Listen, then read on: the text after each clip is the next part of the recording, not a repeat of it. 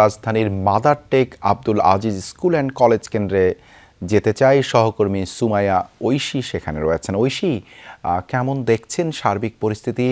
নির্বাচন সংশ্লিষ্ট কর্মকর্তারা কি পৌঁছেছেন? এখন আমি আছি মাদার টেক আব্দুল আজিজ হাই স্কুলের সামনে এবং এরই মধ্যে আমরা দেখতে পাচ্ছি ভোট কেন্দ্রে যে বিভিন্ন প্রার্থী আছেন, তাদের এজেন্ট যারা আছেন এবং সমর্থক যারা আছেন, তারা কিন্তু এরই মধ্যে উপস্থিত হয়ে গিয়েছেন। তারা ভেতরে ঢুকছেন, কেউ খোঁজ খবর রাখছেন। আপাতত যারা নির্বাচন পরিচালনার দায়িত্বে আছেন তাদের অনেকেই ভেতরে ঢুকেছেন। তবে আমাদের যতদূর আমরা জানতে পেরেছি, এখনো পর্যন্ত প্রিজাইডিং অফিসার যিনি আছেন তিনি এখনো এসে পৌঁছননি। তিনি হয়তো কিছুক্ষণের মধ্যে এসে পৌঁছবেন।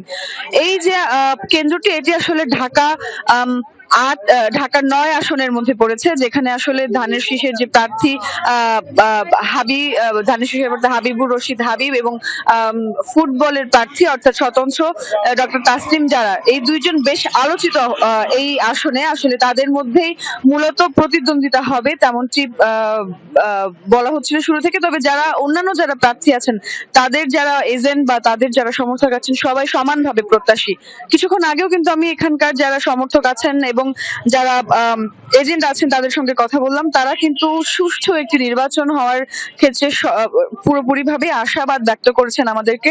প্রত্যেকেই বলেছেন যে তারা আশা করেন যে কোনো রকম অনাকাঙ্ক্ষিত ঘটনা ঘটবে না, এবং এই যে আশাবাদ ব্যক্ত করা, এটি আসলে খুব গুরুত্বপূর্ণ একটি ভোটের জন্য। কারণ যখন বিভিন্ন প্রার্থীর সমর্থকরা যখন আশাবাদ ব্যক্ত করছেন যে সুন্দর একটি ভোটের, তখন কিন্তু আসলে একটা আশা জেগেই যায় যে পুরো বাংলাদেশে হয়তো একটি সুষ্ঠু নির্বাচন হবে, তেমনটি আসলে সবারই প্রত্যাশা।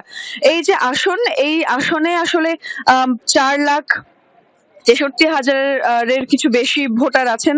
তারা কিন্তু কিছুক্ষণ এই কেন্দ্রে কতজন ভোটার আছেন, তারা কিছুক্ষণ পর থেকে কিন্তু হয়তো আমরা দেখতে পাবো যে সেই লাইন ভোটারদের আমরা দেখতে পাবো।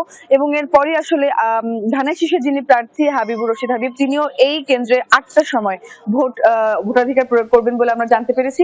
তখন আসলে সরাসরি আমরা আপনাদেরকে দেখাতে পারবো। কোনো অভিযোগ থাকলে সেটি আপনার মাধ্যমে হয়তো আমরা দর্শকদেরকে জানাতে পারবো।